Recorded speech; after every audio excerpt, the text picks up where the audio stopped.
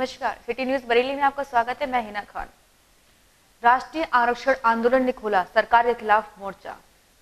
बुधवार को राष्ट्रीय आंदोलन के पदाधिकारियों व सदस्यों ने एकत्रित होकर सेठ दामोदर पार्क पर आरक्षण न मिलने पर धरना प्रदर्शन किया।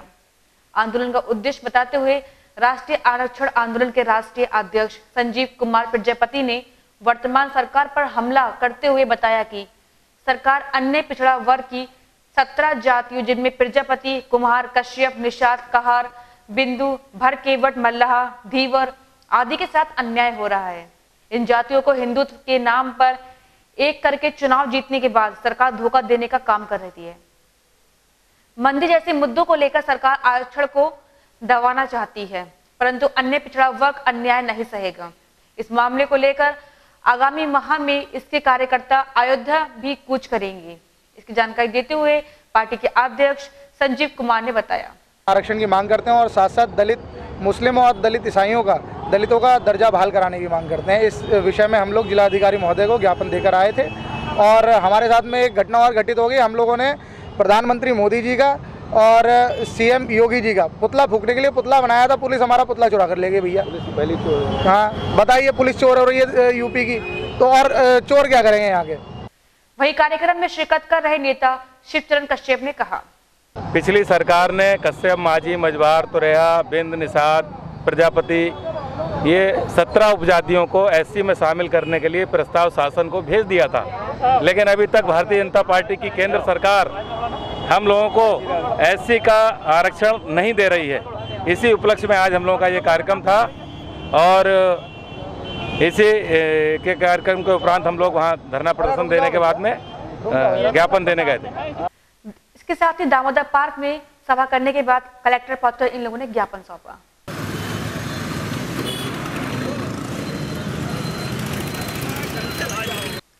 संदिग्ध परिस्थितियों में विवाहिता की मौत, परिजनों ने लगाया हत्या का आरोप। जिला बदायूं के थाना उझानी निवासी ब्रजेश कुमार गुप्ता ने 1 साल पहले अपनी 20 वर्षीय बेटी गुंजन गुप्ता का विवाह सीवीगंज थाना क्षेत्र के जौहरपुर निवासी शुभम गुप्ता से कराया था। आरोप है कि शुभम दूसरी शादी का दबाव बनाकर गुंजन को आए दिन मारता पीटता रहता था। मंगलवार को शुभम ने परिजनों को फोन कर बताया कि गुंजन की हालत खराब है। जब वह लोग अस्पताल में गए तो गुंजन की मौत हो चुकी थी। परिवार ने हत्या की आशंका के चलते पुलिस को सूचना दी। पुलिस ने शव को पोस्टमार्टम कराने के लिए भेज दिया। इस बारे में जानकारी देते हुए मृतका के मामा मोर मुकुट गुप्ता ने बताया, खत्म कैसे हुई? खत्म ऐसे हुई है कि इन्होंने बहाना मारा कि ये घर पे इन्होंने हमें डाउटफुल है इंजेक्शन जहर का दिया है इन्होंने। और ठीक है, उनके पर्सनल डॉक्टर थे तो डॉक्टरों से जो मेरी बात हुई तो उन्होंने डॉक्टरों ने मुझसे कहा था हमें डाउटफुल है कि इसको जहर दिया गया है। उस बाद में हम पोस्टमार्टम करा रहे हैं और ये इन्वॉल्व है सब लोग। और मैंने आगे ज़रूरत पड़ने पर सबको मैं अभी 2 नाम मैंने अभी छोड़ रखे हैं, 2 4 है वो अगर जरूरत पड़ी तो वो भी मैं ऐसे कह के डलवाऊँगा उसमें। और खाना बना के आई है और सही अच्छी खासी आई है, तुरंत एडमिट करिए, तुरंत लीवर और किडनी वगैरह सब खराब होगी। 1 घंटे में सब चीज़ खराब हो गई। हमारी समझ नहीं, ऐसे कोई बीमारी नहीं होती, किडनी और फेफड़ा सब खराब हो जाए एकदम। इन लोगों ने षड्यंत्र के साथ उसको मारा है। और जहर का दोस्त के साथ रामपुर जा रहे युवक की सड़क दुर्घटना में मौत। थाना बारादरी के कालीबाड़ी फाल्तुनगंज निवासी 30 वर्षीय राहुल सिंह प्राइवेट काम करते थे। मंगलवार को वह अपने साथी अवनीश के साथ रामपुर जाने के लिए बाइक से निकले थे। इस बीच रास्ते में फतेहगंज पश्चिमी के पास उन्हें किसी अज्ञात वाहन ने टक्कर मार दी, जिससे राहुल सिंह की मौके पर ही मौत हो गई, जबकि अवनीश गंभीर रूप से घायल हो गया। इलाज के लिए उसे शहर के निजी अस्पताल में भर्ती कराया गया है। राहुल सिंह की मौत के खबर से परिवार में कोहराम मच गया। उसकी पत्नी लक्ष्मी का रो रो कर बुरा हाल है। इसकी जानकारी देते हुए मृतक के परिजनों ने बताया, सर ये भांजा हमारा, ये रामपुर से आ रहे थे वापसी अपने दोस्त के संग में, बीच में कहीं एक्सीडेंट हो गया इनका। वहाँ से फतेहगंज पुलिस ने इन्हें रिफर करा बरेली के लिए, सिद्धि विनायक के लिए। बीच में इनकी डेथ हो गई है। भैरवाष्टमी पर हुआ जागरण का आयोजन। श्री भैरवनाथ बाबा जी के जन्म दिवस के उपलक्ष्य में भैयन की पागड़ भूड़ का पूर्ण रात्रि जागरण का आयोजन किया गया। इस मौके पर हवन आरती धार्मिक प्रतिष्ठान करने के बाद भंडारे का आयोजन भी किया गया। इसकी जानकारी देते हुए कार्यक्रम के आयोजक कृष्ण कुमार सक्सेना ने बताया कि यहाँ पर बना भैरव मंदिर काफी प्राचीन मंदिर है। यहाँ पर दूर दराज से बाबा के भक्त आते हैं। इसकी जानकारी देते हुए कृष्ण कुमार सक्सेना ने बताया। कृष्ण कुमार सक्सेना जी, क्या कार्यक्रम चल रहा है यहाँ पर? ये भैरवा अष्टमी का प्रोग्राम चल रहा है और इसको काल अष्टमी भी कहते हैं, काल अष्टमी के नाम से भी जाना जाता है। और ये लगभग हम 60 सालों से बनाते चले आ रहे हैं। पहले हम मंदिर में बैठते थे, अब हमने अपने घर पे करीब 17 साल से यहीं पर करना शुरू कर दिया और बड़ी धूमधाम से मनाते हैं। कोई चंदा नहीं दिया जाता, निःशुल्क सेवा की जाती है। हिंदुस्तान के अंदर केवल हमारा ही घर ऐसा है जहाँ बाबा साहब की प्रतिमा लगी हुई है, बाकी पूरे हिंदुस्तान में कहीं नहीं लगी है। वन विभाग में तैनात दरोगा के घर से चोर लाखों का सामान सहित उड़ा ले गए सरकारी पिस्टल। वन विभाग में तैनात दरोगा हरिंद्रपाल सिंह सिविल लाइंस पर वन विभाग कॉलोनी में रहते हैं। मंगलवार को वह अपनी ड्यूटी पर गए हुए थे। इस बीच चोरों ने पीछे की दीवार तोड़कर गेट का ताला तोड़कर दिन दिहाड़े उनके घर में घुस गए। चोरों ने उनकी घर की अलमारी में रखा कीमती सामान 40,000 रुपए की नकदी समेत उनके सरकारी पिस्टल से हाथ साफ कर लिया। इस बीच चोर पिस्टल के 40 कारतूस भी ले गए हैं। शाम को दरोगा हरिंद्रपाल सिंह ड्यूटी से जब वापस लौटे तो उनके होश उड़ गए। घर का सामान सारा बिखरा हुआ था। तुरंत ही उन्होंने इसकी सूचना पुलिस को दी। घटना की सूचना पर एएसपी अशोक कुमार मीणा मौके पर पहुंच गए। पुलिस ने चोरी की रिपोर्ट दर्ज कराकर जांच शुरू कर दी है। घटना की जानकारी देते हुए वन विभाग के दरोगा हरिंद्रपाल सिंह ने बताया। मैं यहाँ वन विभाग में हूँ और मैं लगभग 1:30 बजे यहाँ से क्वार्टर बंद करके गया हूँ फील्ड में, और मैं लगभग 4:30 बजे वापस आया हूँ तो मेन गेट पे ताला मैंने खोला। अंदर घुसते ही देखा मैंने मेन दूसरा दरवाज़ा जो है खुला हुआ है और बरामदे का जाल वो भी खुला हुआ है। फिर मैंने लाइट जलाई है और फिर मैंने दूसरे रूम में जाकर देखा तो अलमारी जो है टूटी हुई थी, ताला टूटा हुआ अलमीरा उसका। तो देखा मैंने उसमें तो मेरे पिस्टल और उसमें कार्टेज उसके साथ थे, 40,000 कैश था, 1.5 तोले की चैन, इतना सामान जो है नहीं था। तो मैंने साथ वाले स्टाफ भैया सब 7 लोगों को फ़ोन करा तो यहाँ पर सभी लोग। समय हो गया छोटे से ब्रेक का।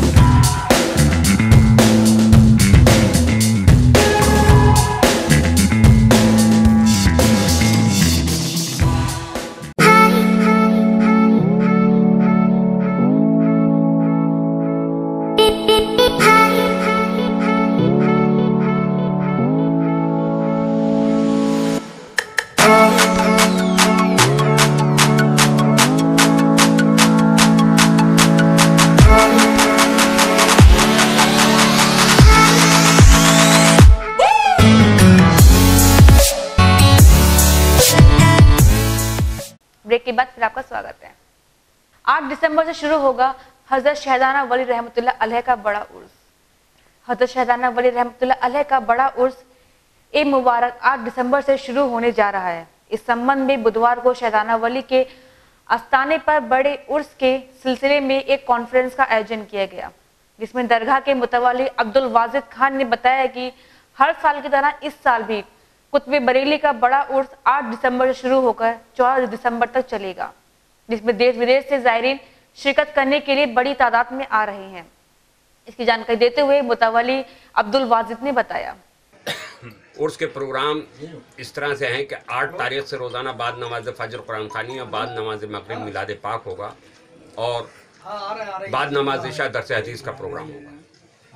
8 तारीख को दिन में 3 बजे से मोहल्ला मलूकपुर से परचम का जुलूस अपने कदीम रास्तों से होता हुआ दरगाह शहदाना वाली पर पहुंचेगा। ये परचम कुशाई की रस्म आली जनाब एहसन रज़ा खान साहब दरगाह आला हज़रत के सज्जादा नशीन के दस्त मुबारक से होगी। रात में मशारे का प्रोग्राम होगा, नातिया मशारा होगा और अगले दिन 9 तारीख को गागा का जुलूस मोहल्ला चकनाबादा से आएगा और उसके बाद रात में उलमा इकराम की तकरीर होगी।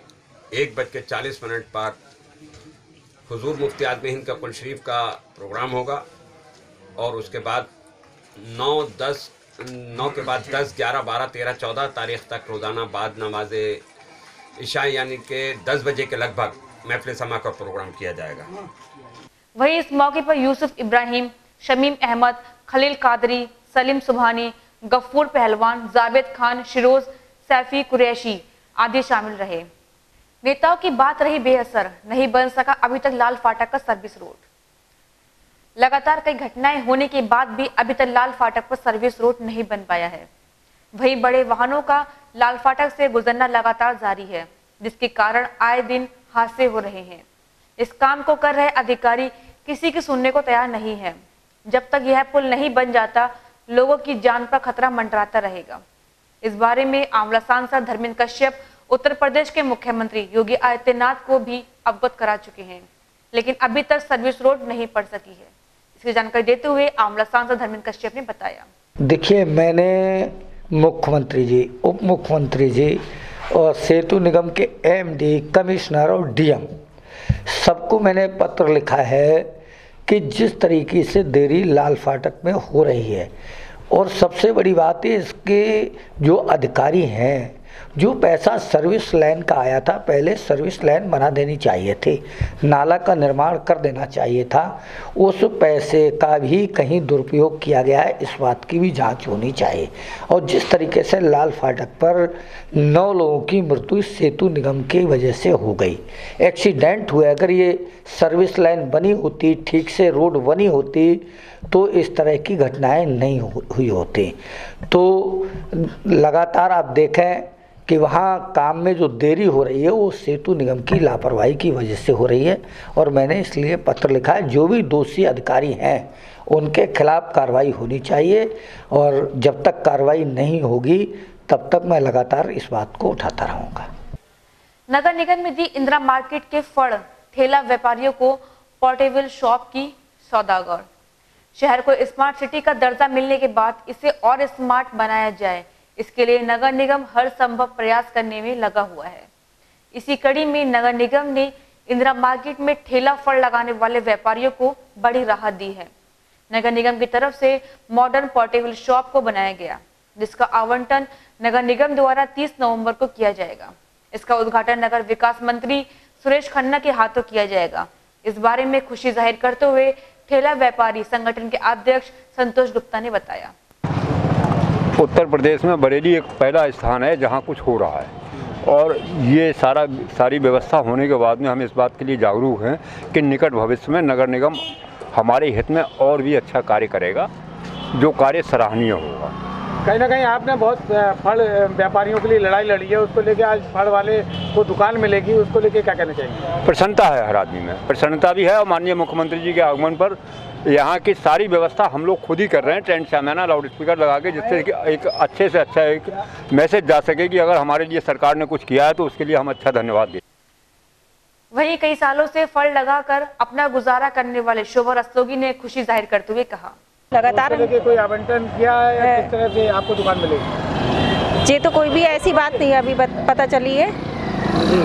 हाँ, तो इस तरह से दुकानें जो बन रही है, कहीं ना कहीं आपका हकदार है। हाँ, क्यों? हाँ, हम लोग इतने टाइम से यहाँ पे बैठ रहे हैं, तो इसके हकदार हम लोग होना चाहिए। इस मामले में नगर निगम की तारीफ करते हुए सोहेल कुरैशी ने बताया, ये मेयर साहब ने जो ये पोर्टेबल शॉप का किया है प्रस्ताव, ये इन्होंने हमें आश्वासन भी दिया है कि जो लोग यहाँ पुराने बैठने वाले हैं पहले से, जो अतिक्रमण हटा दिए गए थे, ये उन लोगों के लिए है, और जो यहाँ मौजूदा समय से बैठ रहे हैं ये उन्हीं लोगों को व्यवस्थित किया जाएगा यहाँ पर, ना कि अन्यथा को किसी को। इसका कुछ किराया भी आवंटन किया है? जी अभी कुछ इसका इन्फॉर्मेशन कंप्लीट मिला नहीं है, लेकिन इसका जो मंथली किराया है वो जाएगा और इसका अलॉटमेंट होगा उसके नाम से जो यहाँ बैठेगा। स्मार्ट सिटी का दर्जा मिलने के बाद भी स्मार्ट पॉश कॉलोनियां, मॉडल टाउन डीडी पुरम व राजेंद्र नगर कॉलोनियों के लोग गंदगी से परेशान हैं। शहर को स्मार्ट सिटी का दर्जा मिल चुका है, लेकिन आज भी शहर की पॉश कॉलोनियों के लोग गंदगी से परेशान हैं, जिसमें डीडी पुरम समेत आसपास के क्षेत्र में गंदगी का अंबार फैला हुआ है। जगह जगह कूड़ा सड़ रहा है। डेयरियों में गाय भैंस पालने वाले नालियों में गोबर को बहा देते हैं, जिसके कारण नालियों में बहने वाले गोबर ने नालियां जाम कर दी हैं। अगर नगर निगम ने इस ओर जल्द ही ध्यान नहीं दिया तो यहाँ पर बीमारियां फैल सकती हैं। इसकी जानकारी देते हुए राहगीर ने बताया, दिक्कत तो ये पानी की भी पानी भर जाता है इस एरिया में, और कूड़े की है, दोनों ही समस्याएं हैं। अरे सब बदबू आती है, ये भैंसें गायें बैठी रहती हैं और यहाँ पर बड़ी परेशानी है। कुछ जगह तो साफ़ कर दी है, लेकिन ज़्यादातर जगह जो है वो कूड़े से भरी हुई है। पास कॉलोनी भी कहलाई जाती है, मॉडल टाउन पास कॉलोनी कहलाई, राजेंद्र नगर पास कॉलोनी कहलाई जाती है, आपका डीडी पुरम कहलाई जाती है, लेकिन आसपास कूड़ा देखिए कितना है, बहुत ज़्यादा कूड़ा है और उससे बहुत बदबू आती है, बड़ा बच के निकलना पड़ता है। उधर आगे जाके लाइन के पास राजेंद्र नगर से आगे हम निकलते हैं और उधर पहुँचते हैं, क्या कहते हैं, जनकपुरी में, तो वहाँ भी कूड़ा पड़ा हुआ है। ऐसे कूड़ा क्या कहना चाहेंगे मेरे साहब से आप इस चैनल के माध्यम? अब साहब वो खुद घूम के देखें इस चीज़ को और पहचाने, देखें कि कहाँ कहाँ पर गंदगी पड़ी हुई है, उसको साफ करें और अच्छी जगह बनवाएं, जाके ये डेली उठवाएं यहाँ पर पूरा, ताकि लोगों को सहूलियत दे सकें। पीलीभीत बीसलपुर भारतीय कम्युनिस्ट पार्टी के सह जिला मंत्री भीमसेन ने पार्टी के कार्यकर्ताओं व ग्रामीणों की समस्या को लेकर बीसलपुर रामलीला मैदान में किया धरना प्रदर्शन।